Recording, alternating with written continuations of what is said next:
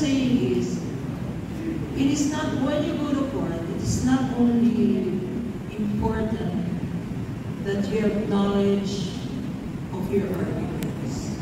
It is important that you have composure. Your body language is very important.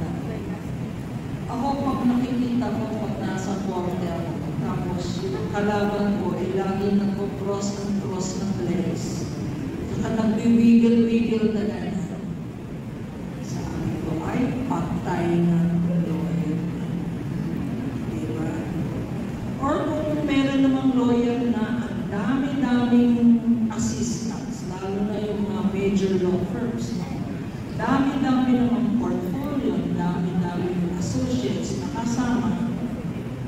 Hindi naman alam ng partner na nag-decide na nag-argue, yung naman ng portfolio na yan.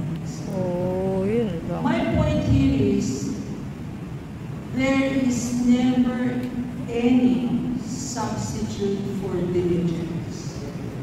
There is never any substitute for good preparation. But on top of that, there is never a substitute for confidence in yourselves. And that's what I'd like to impart with all of you here. No one will believe in you or your arguments if you do not stand by the strength of your conviction. Whether it's prosecution or defense, the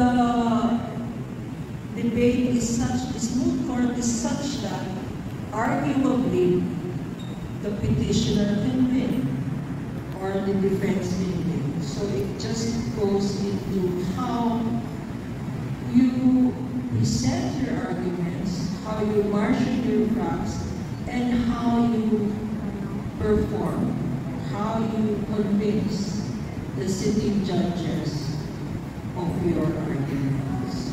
And that being said, thank you also to all the organizers. This really is a nice attempt, and I hope it's not the last one, to marry the two San Pedros.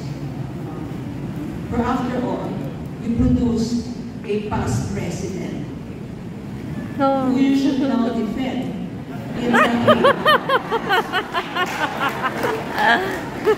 all knowledge of the ICC, the Geneva Convention's Crimes Against Humanity, I will recommend all of you to be volunteer lawyers for your alumni who is now in the Hague.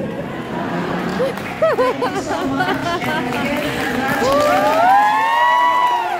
Thank you for watching, A-listers. Please like, share, and subscribe. Laters!